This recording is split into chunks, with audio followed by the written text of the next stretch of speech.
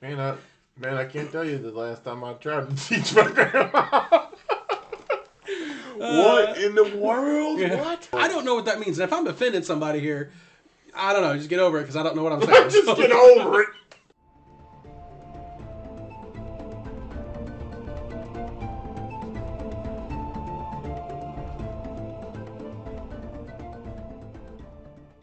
Hello and welcome to Charting Life, the first episode and hopefully one of many. I'm your host, Brandon, and this is Aaron Benfield. Aaron Benfield. So you're going with the whole name there. AB Yeah. baby. I'm trying to keep my my name hidden because I don't want people. It's okay. It's Brandon Summit. Yeah, it's a cloak and dagger Yeah, business. and if you want my social security number as well, it's 11. Never mind.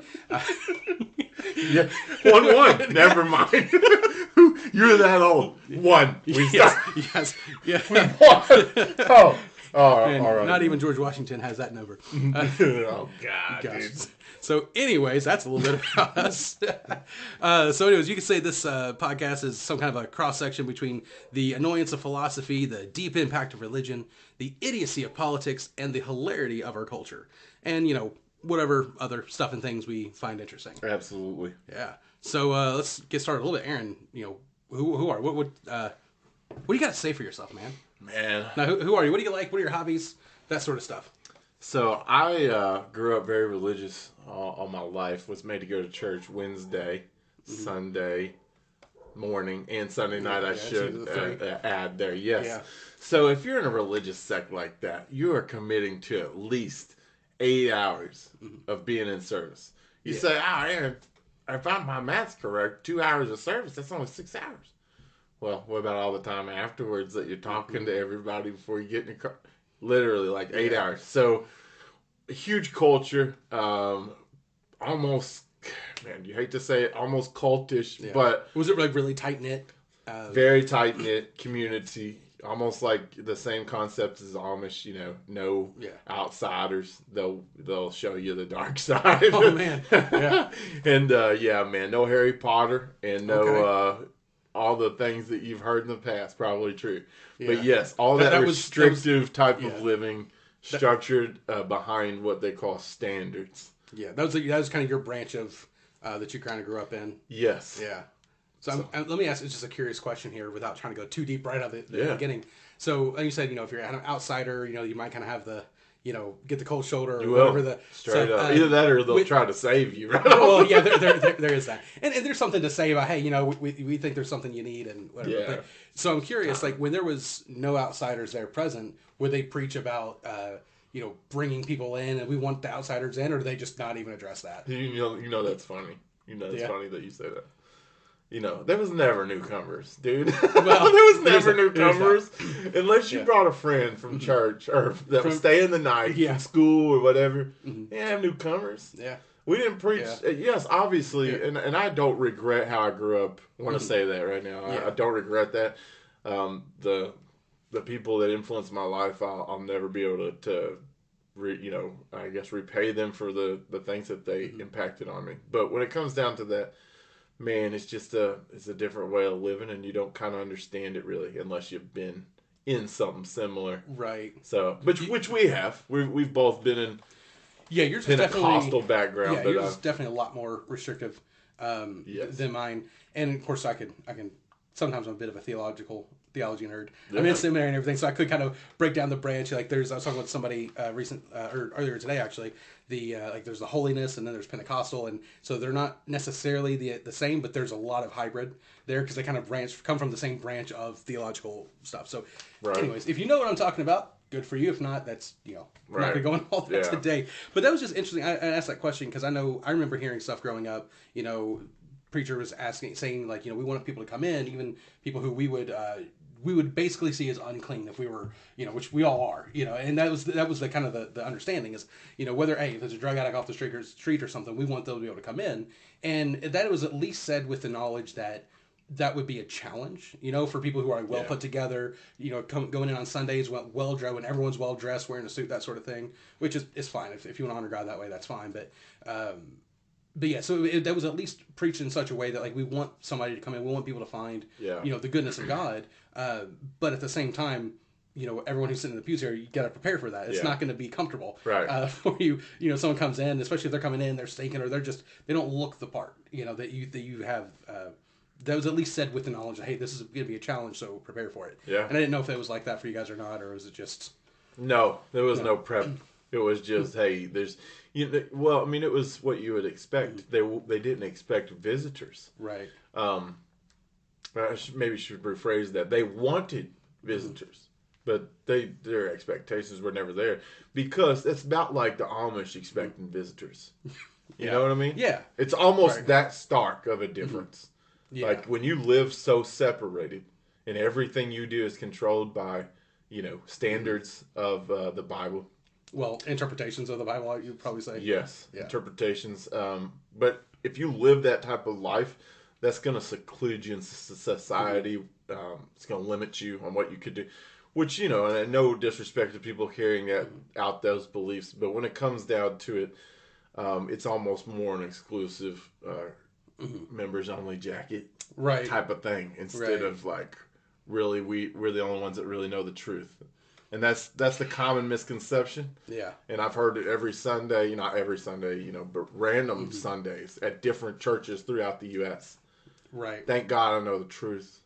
Thank God I'm not like these other people. Yeah. Oh man. Is that not in the Bible? Yeah, I was gonna say that seems like there's an exact story that Jesus told about that. There was a very horrible, tax collector, not just basic IRS, but like, I'm stealing from you, I'm going to audit you, and I'm going to pocket the money, sort of thing.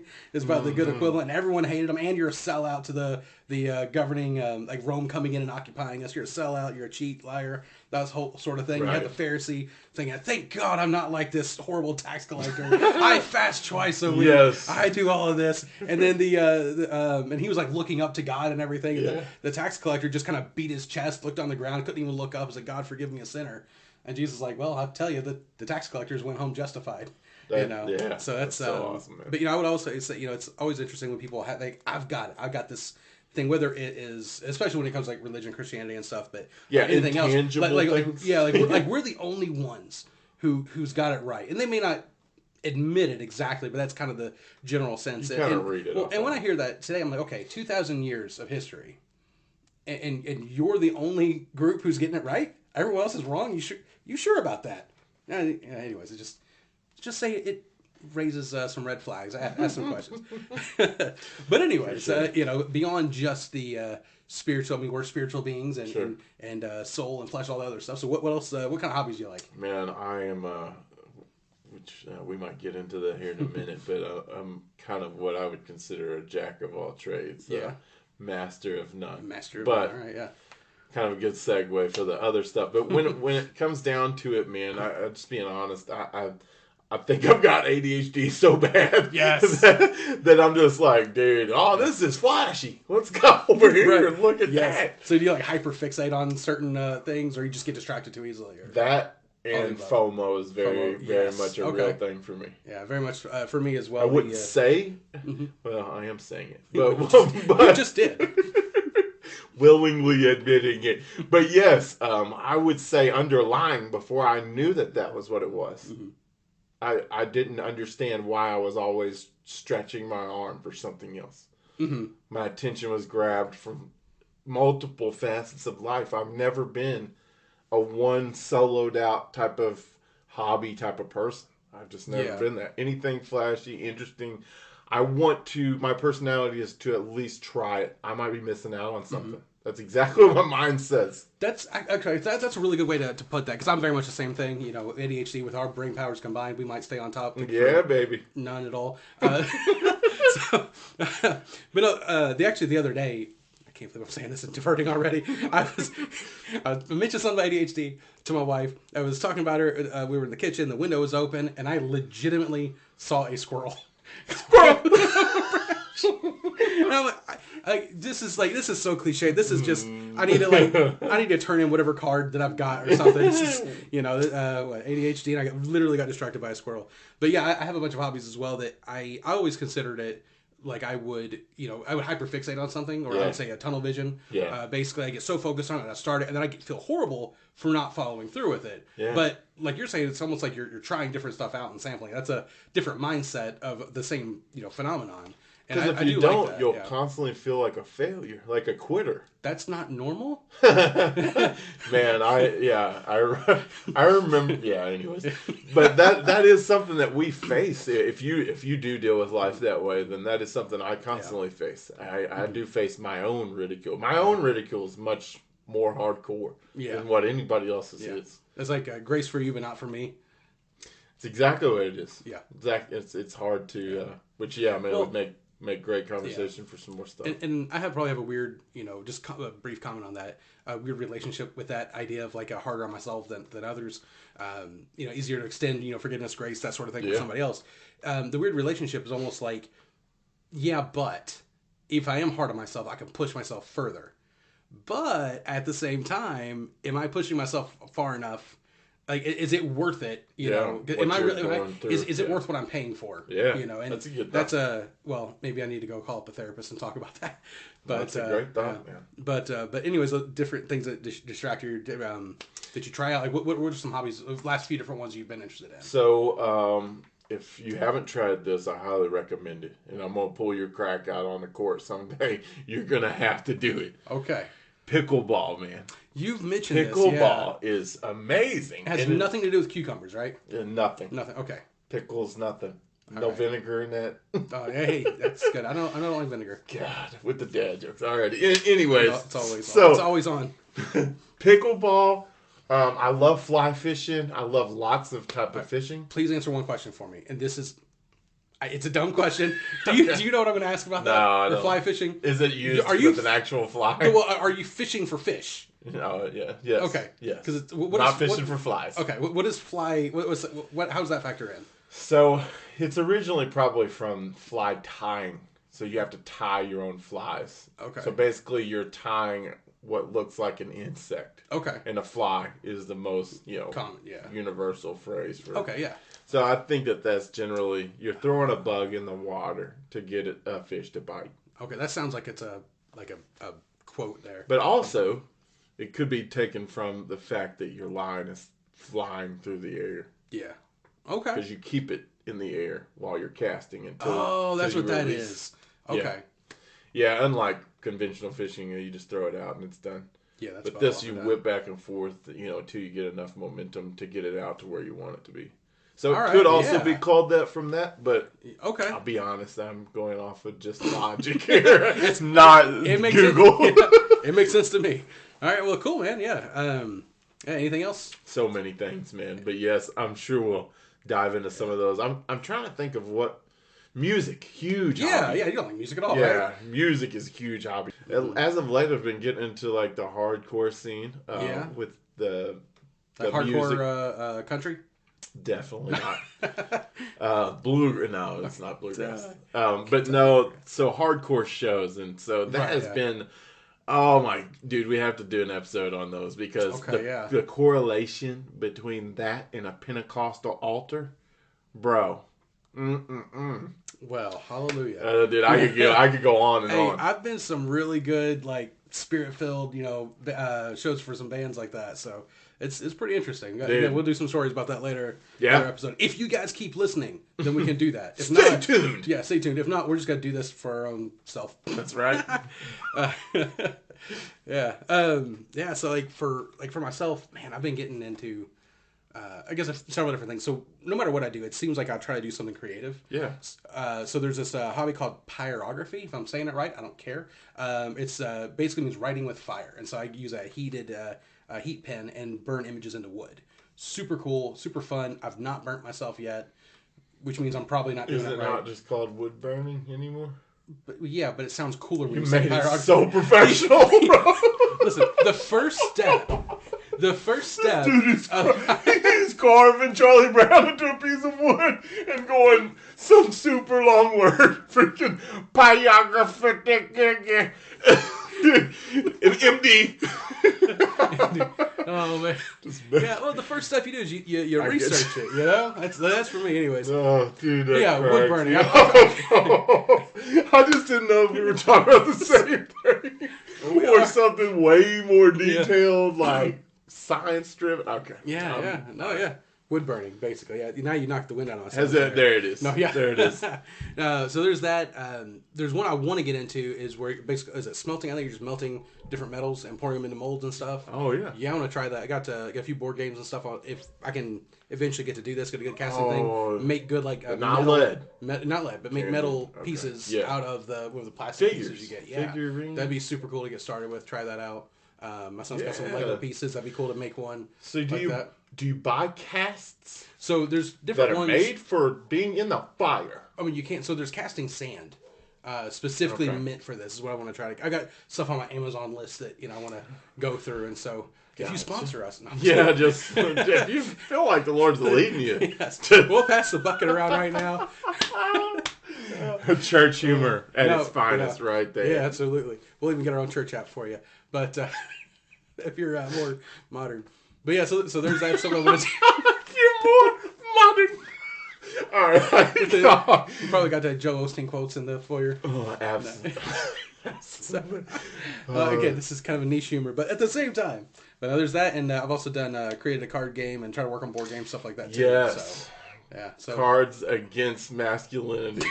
Wait, no, that's not it. Hey, that's not it. What kind of show do you think this is? That was the first word I could think of that rhymed with like humanity.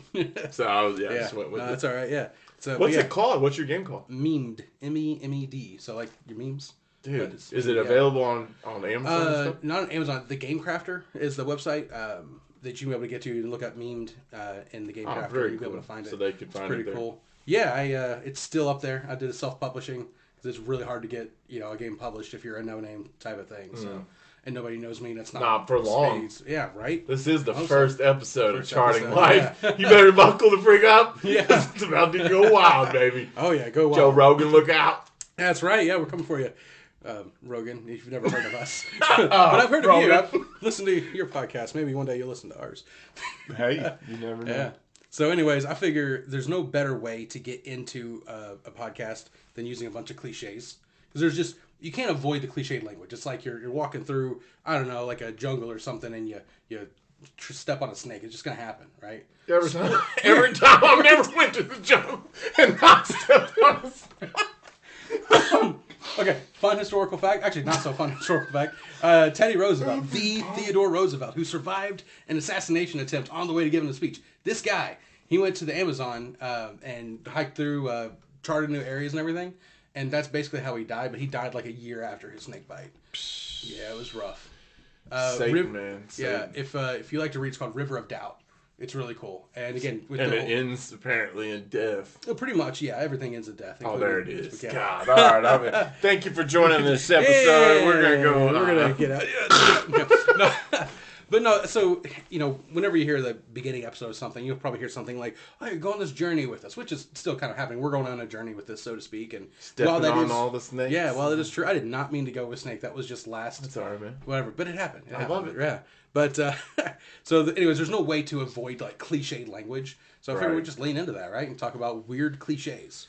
So here's some common phrases I kind of looked up. These are ones most people probably know. Low hanging fruit, right? So, why is that your first? Why is that your first? How do you come out the gate with low hanging fruit? It's easy to reach, God. All right, ladies and gentlemen, buckle the freak up once again. I tell you, we're charting this right now, live. Charting life. And we want to let you know, there is low-hanging fruit out there. Oh, boy. All right. I was going to reference that to dad jokes. Could you use that in a sentence for me? Say you're at college, right? You're seminary. Yeah. Your professor says, "Sir Matt, pick a topic for your final research paper, right?" Yeah. Okay. And I'll go with salvation. Yeah, it's easy to go for. It's the in church world we call it the Sunday school answer. You ask a kid a question. I'm also a youth pastor, and so sometimes I'll ask a question and a kid wasn't paying attention. Never. Right? Never. No, they're always just and. Jesus. Jesus. Yeah. Sometimes you want to trip them up and be like, "Who's the worst person in the Bible?" Jesus, really? Oh. Hey, none of that here. Might talk to your mom and dad after church. It's low hanging fruit there. So, all right, what's the next one, please? For the love of God, Matt, please. The grass is always greener on the other side. Oh, thank right? God. All right, yeah. A little easier. The grass is always greener. Yeah. Now, I do like the ones where people try to make a little different take on the cliche there. And so, like, the grass is always greener on the other side because that's where all the manure is. Nice.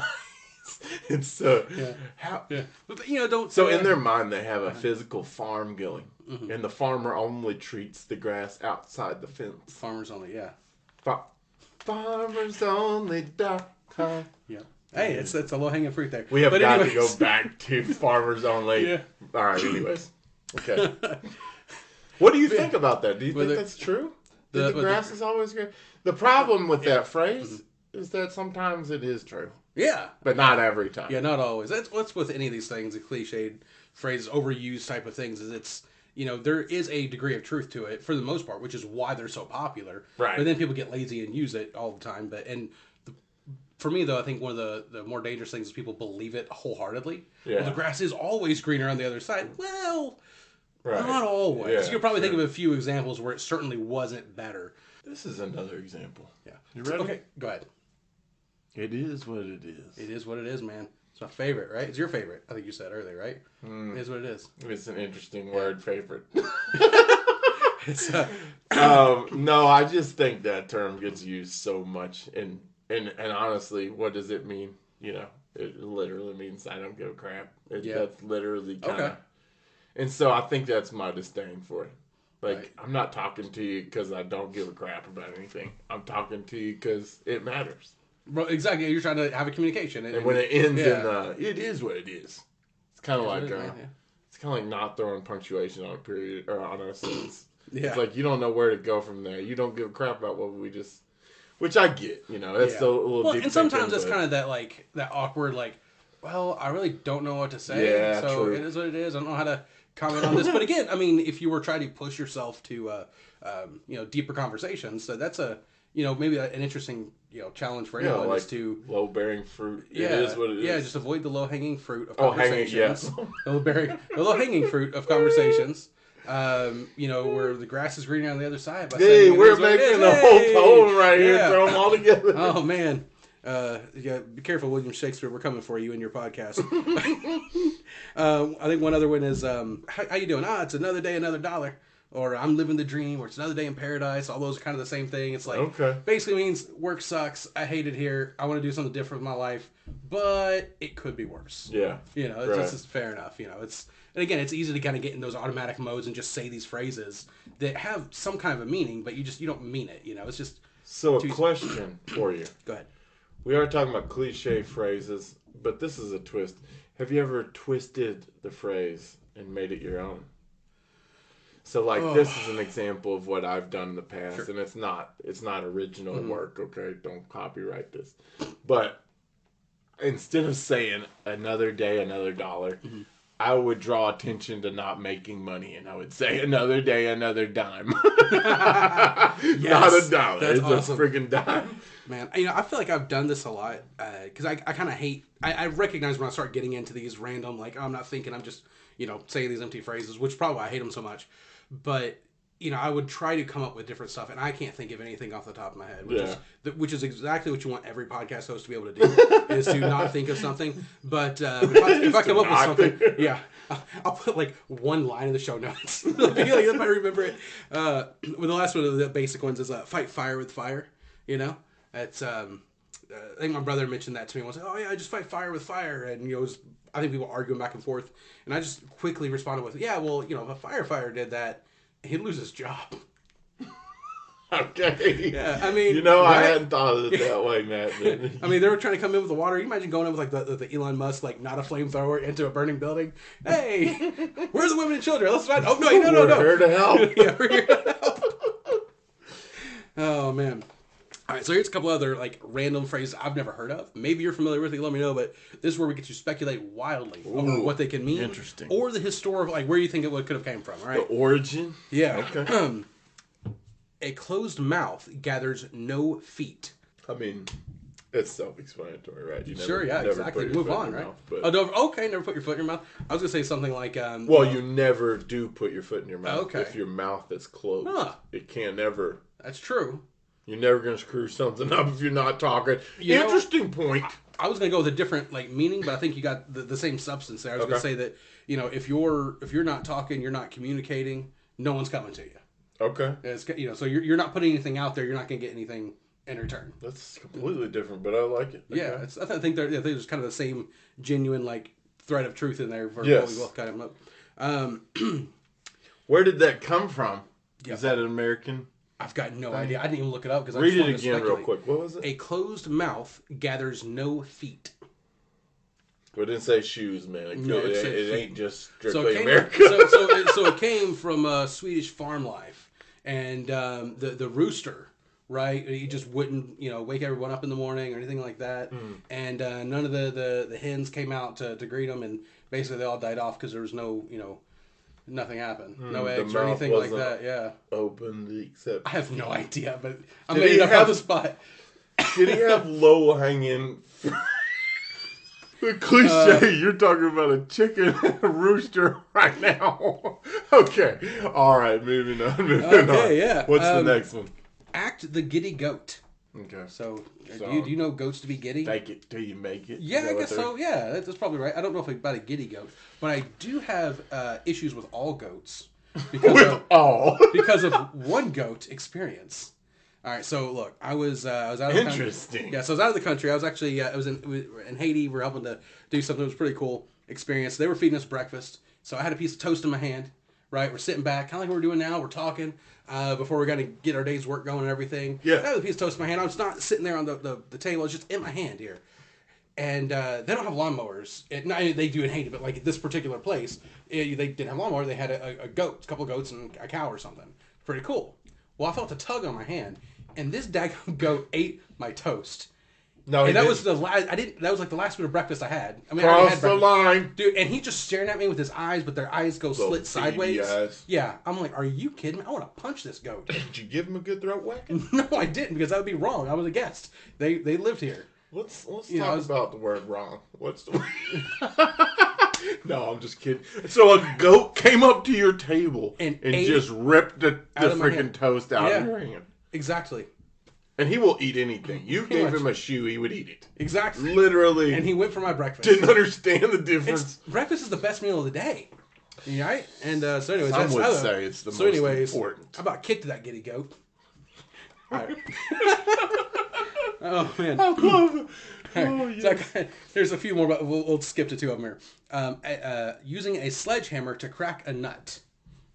That seems pretty self-explanatory. Yeah. Okay. Yeah, overkill, but still, I've never heard of that. That's a fun visual, right? Quick question. Worst nut. Do you have like what's the worst kind of nut? Yeah, worst kind of nut for you? So I like almonds. I like walnuts. I like cashews. I like pistachios. I like peanuts. Yeah, I don't know if I have. I'm pretty good with all the different, macadamia. Hazelnut. Cashews though are ones I cannot stand. You don't like? I can pick it out of trail mix. It is disgusting to me. Bro. Absolutely disgusting. I'd be good with all the other ones. Here's another weird thing I found out about myself. Walnuts, I like them. I can eat them, no problem. Walnut tree, I'm allergic to. Are you allergic to all trees, though? No. Just walnut You're only allergic to a walnut tree. But I've not gone and licked a sycamore tree or anything, but like, try. First time, find a sycamore tree. I'm crying. What is that sign? Dude, I went. Zacchaeus, yeah. Oh, man. But anyways, yeah, so I don't know, but I know when I was a kid, we were playing out in this area under a walnut tree, and that was the only place in the entire, yard or anything I had that I would ever break out. It would break out pretty badly. Are you and so sure I avoided it walnuts. was the tree? Yeah, it wasn't the fact that it might have poison ivy. No, there wasn't. Yeah, it was. Okay. We're pretty good with checking all that stuff. Yeah, but it's weird. You know? Yeah. I'd never had a reaction to poison ivy or poison oak. Yeah, I don't think I've had a reaction to poison ivy either. I also haven't been putting it in my salad or anything, but, So, last one. In your salad. It's green, it's a leaf. Might as well try it, right? Yeah. Please don't do that. Please don't. It's one of those disclaimers. Like, honestly, if I'm giving a disclaimer for something that's stupid, I just want to encourage you to actually do it. Just if you're that dumb to do it, it's like please make sure and send video evidence. Yeah, like just my only request is to video yourself and send it in. Like, don't be this stupid. But if you're gonna do it anyways, like me telling you not to do it's not gonna make a difference, right? Like, if that's true, then when you were 15, you would have listened to your parents. And let's just be honest. Don't listen to that rock and roll music. It'll turn you into the devil. So last one, and I know this is gonna. Is this a humdinger? Get you right in the feels. All right, here we go. Don't try to teach your grandma to suck eggs. Man, I can't tell you the last time I tried to teach my grandma. What in the world? Yeah. What? Yeah, don't try to teach your grandma to suck eggs. I don't know what that means. And if I'm offending somebody here, I don't know. Just get over it because I don't know what I'm saying. Just get over it. You can't talk back anyway. It's like, well, but my poor grandma's like, well, everyone's got one. But you should teach her how to suck eggs. Or not. Or not. The quote is, do not try to teach your grandma. Oh, that's... Don't try, yeah. Is that like a variation of, you can't teach an old dog new tricks? Or, let's see, what else could that possibly mean, maybe that's exactly what that means. Or how about this? Okay, how about this? Don't try to get, like, an older generation, like your grandma, to get all fixated and bothered about whatever's going on in life today. Like, suck eggs is kind of like, like your anxiety, freaking out over stuff, Don't make your grandma freak out about, I don't know, I'm just making this up as I go. You guys tell us in the notes. Please. I'm sure there'll be some notes, some section to Q&A, whatever. Right. Tell us what you think about that. Yeah. I have no idea what don't let your grandma suck eggs. Don't teach your grandma to suck eggs. Oh, okay. I mean, she do whatever she wants, but don't teach her to do it. Oh, don't physically show her how. Oh, man. So you're saying old dog, new tricks. Maybe, yeah. Yeah, that's what I'm saying. That's so exactly what it is. This is the thing that I'm pulling out of this. Okay? When you're talking about sucking eggs, you're talking about a sneaky perpetrator. Okay. Okay? Because I don't know, I'm not sure what that phrase is. So sucking eggs is usually phrased for like possums and foxes that go into hen houses and eat the egg. Or snakes maybe. Well, snakes just usually swallow the whole thing. Yeah, they can't suck the egg. But a snake with a straw. Yes, so they do that. That's what that phrase comes from, sucking eggs. So that's what does your grandma come into play though? I don't know. Don't teach your grandma how to be sneaky and conniving, I guess. To connive people. Although that is kind of funny. You know what we need to see? There's a movie remakes and everything. The Oceans movies. Oceans was 11, 12, and 13. Like, that was great. I never watched the original ones. I probably want to do that. ADD. Anyways, they did the remake, Oceans 8, with the women, right? Yeah. Was it 8? Was that the first Oceans one? 8, yeah.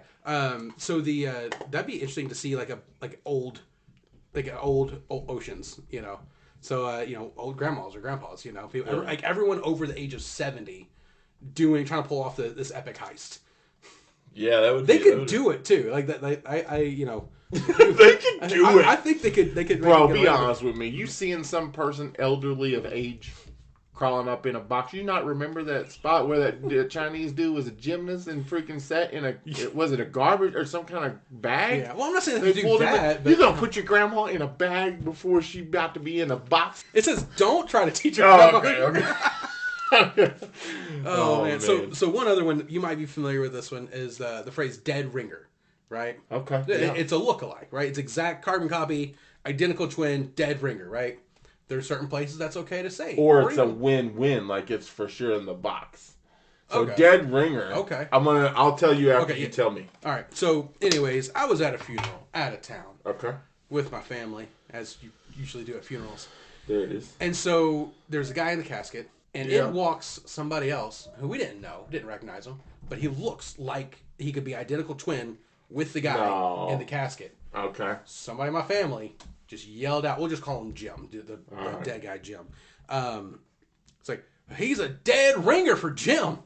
Just shouted out loud in the funeral home. We're like, you can't say that at a funeral. You can't call somebody a dead ringer. With dead ringer, my understanding. I guess let's step back a second. What is your understanding, and what have you figured out the definition of that phrase to be? Yeah, it's a well from that context. Probably the only time that's the one context that really sticks out to me. So it's an exact lookalike, carbon copy. You know, Okay. Which All right. now that I say it out loud, realizes that may not be the case, and maybe Yes. I don't know. But no. That's a great concept, idea. I'm glad that you shared that because that makes me think that it could be, more versatile of a phrase. Yeah. But when it comes down to my understanding of dead ringer, do you remember playing horseshoes growing up? Did you ever play horseshoes? Yeah. So horseshoes, what do they say when you throw that horseshoe and it hits that rod? It's a dead ringer. So they throw that and it goes bing and then rings down to the base of the pole and they call it a dead ringer. Oh, that sounds so familiar now. Jeez. Well, anyways. But no. I mean, that's not a telltale of its exact definition or origin. I don't know if that's true. That's just...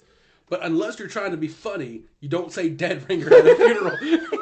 With somebody that could exactly look like the person in the coffin. It's this guy's long lost twin or something. I don't know. Oh man. Yeah, so we could probably go all day on some of these different ones, but here's a couple other cliche phrases I thought were kind of interesting. An idle mind is the devil's playground. Mm-hmm. Some truth to that. Yeah, some truth to that. So if you're but honestly, it sounds like an overly spiritual phrase. Yeah, and I think the concept is just like if you're not staying busy, you're just bored, and not even just bored, but you're not trying to engage yourself in some way, then it's probably going to end up in some sort of corruption. You're going to get yourself in trouble. Yeah, that sort of thing. So I think there's a lot of truth to it. Yes, but again, it can get a little overhyped. But yeah, an idle mind is the devil's playground. And did you hear that ever growing up? I've never heard that phrase. I feel like I don't know. I don't think I've heard that phrase before. So let me, at this point in the podcast episode, let me ask you what was said to you as these phrases. Do you remember your mom and dad or your grandma and grandpa, any of them saying something?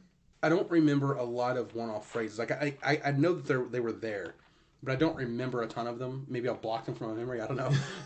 But I would say my mom was really, really good at like coming up with her own parables or finding a way to teach whatever like moral ethic or whatever she's wanting to teach us into either a story she straight up created or do a... Moms are always great at that, baby. Or a modification of a... like a fable or fairy tales, like the Three Little Pigs. Yeah. She found a good way to introduce certain things she wanted to teach us through there. Little Boy Who Cried Wolf, she kind of created that to make her own thing there. And then one in particular, it was basically a lesson on just like even a little bit of something that's bad can corrupt something that's good. And so she would do this in the case of brownies, right? I don't know if you're familiar with this or not. So hey, so it's like, how about tomorrow we'll make some brownies. We're like, yeah, that was great, absolutely. Let's go make some brownies here. And she's like, okay, how about we do one special ingredient though? I was like, okay, cool. What is it? Go pick up some of the dog poop in the yard. Don't just like a tablespoon, not much, just like a teaspoon, tablespoon. Put it in for the whole batter, spread it throughout, and then there you go. And we're just like, no, that's disgusting. Why would I do that? And yeah, and so that when you hear that at like 7 years old, that really gets stuck in your mind. But yeah, it's an interesting concept of like at least try to be good in everything you can do, and not introduce a bunch of for sure. Just a little bit of bad stuff can mess up the whole deal. So yeah. So Matt, what are you wanting out of this podcast for the listeners to understand where we're going in a direction wise? What are you wanting out of the podcast? What are you hoping to, I guess, divulge? I know we're gonna have a good time. Yeah, we're already doing that. Yeah. But when it comes down to your purpose for the podcast, I know it's probably a little deeper than low-hanging fruit, but yeah, you got to reach up. You got to reach up for that one a little bit. Dang it, Matt! You started it, or you reintroduced it. You finished it for sure. Don't start the fight, but finish it. Right? That's one. How would I say this? Sometimes it would be nice if life had a good instruction manual for all the unsaid things in culture, society. Yeah. Sometimes you can be, especially if you're awkward at all, socially awkward, there's a lot of unwritten rules and you're trying to figure those out all the time. Mm-hmm. And so, I've always tried to think of things like that. Okay, well, how would I walk through this particular thing? How would I think through this? Yeah. And so that kind of has been spinning in my mind for a long time, to kind of shaping the way that I think is, but take that approach to everything in life. So, so there's, if I'm reading a books or something, I was, okay, well, this is interesting how this would apply to life. So it's, I used to be at a point where when it comes to entertainment, I just watch a TV show just to entertain, check my brain out, that sort of thing. But I started a while back to really start engaging with whatever I'm reading and watching, like the stories that we tell, for example. Those are a lot of times are deeply rooted in some fundamental truths about humanity. And so I wanted to kind of peel back some of the layers and look at some of those things. And then, again, the cliche language, kind of all along this journey, I want to be able to explore different areas of life, facets of life that are maybe kind of untouched or unthought about. A lot of times you hear, it could be, I don't know, anything like a news story recently. Okay, it's a current event news story. It just is what it is, right? But not settle for that. I want to go a little bit deeper. And so I've always liked adventure, exploration. Indiana Jones was my favorite movie growing up, that sort of thing. And so, again, that's also kind of shaped the way I see and think about things. And so the whole idea of charting life is I want to maybe have this mental image of there is an uncharted island. No one's touched it before. You're the first people on there, and you want to go and explore this land, map it out. So charting a map is your basic cartography. You're creating the entire map, the highs, the lows, the good places, the bad, all of that. And so basically, it's kind of like almost like a flow chart of what works and what doesn't in life. Is what I want to think about. So what you would say is that this podcast is like an onion, and there's multiple layers. Yes, there will be lots of tears as you start to peel it back, for sure. You got into that bad boy. You gonna cry a couple times. It might get a little dicey, but we'll see. And that, my friend, is exactly how you end the episode with a cliche: onions and friendship. Come on. Are you with us, folks? Yeah. I just want to know. Is the audience with the... Dude, it's been a pleasure. Absolutely. Look forward to much more to come from Aaron and Brandon / Matthew. Absolutely. / the guy that, man. Okay, so we got a lot of stories. I guess maybe some things that we might want to talk about in the future. Mm-hmm. I also like to have interviews, have guests on, talk about different stuff. Actually, and so have lighthearted stuff like this cliches or I don't know what coffee drinks that we like and dislike and all that sort of stuff. But also have a mixture of some deeper things as well. So like my name change, right? Or how I use both Brandon and Matt. It's fancy. It is. It's fancy. It's a little fancy, pinky raise while you're drinking your chocolate milk. So anyways, but chocolate milk. there's some depth to that reasoning and everything. So it'll be a fun story to explore things like that. So yeah, I don't want to give away too much because we're going to shoot for the moon. But there's lots of different things we want to talk about. And of course, if you guys are listening, we want you to come along with us on this journey. To chart this island of life with us as well. So we're more than happy to hear topics that you guys think are interesting that you want to talk about. We'll definitely include that. We'll consider it in this whole show. And see what's going on there. Absolutely, man. It's a journey. It's charting. This island of life. I like it, man. I'm along for the ride. So sounds great, man. Well, I'm so glad to have everybody join us for this episode. Mm-hmm. Matt, what can they look forward to in the next couple of episodes? Is there anything that you want to focus in on? Maybe a little hook to give to this audience for the next couple of episodes? And if not, no pressure, for sure. So I guess I've got a number of topics. We're going to have the mixture of the fun stuff and the some more in-depth stuff as well. So like for fun stuff, travel stories, especially travel failures. I know we all have. If you've been on any kind of a trip at all, road trip, vacation or whatever, there's going to be some kind of a failure. Those would be fun to talk about. I definitely have a handful I can probably share. And maybe some more of the more heavier stuff, like what makes you the way that you are? Why are you like this, man? It's kind of what I have to say in the mirror to myself. But just the childhood, kind of how you grew up, explore some of that stuff, because that's also a lot cheaper than therapy. It's pretending to be a psychologist for each other. So, and I'm sure people will have a lot of stuff that'll relate to people, because sometimes you're going through life and you're like, I'm the only one who experiences this. This is not like anyone else. And you realize that, like 1 billion other people are experiencing the same thing. So anyways, we'll explore some of those areas of the island as well. Man, that sounds awesome and interesting. And I'm excited to be charting this chapter. Come on, somebody, help me. Oh, yeah. At this time, we'll gather an offering. Bill and Ted in the back. No. They just got here from a time machine there, right? That's it. That's yes. it. Got it. All right. So, signing off. Signing off, man. Thank you guys for joining us. We'll talk to you later.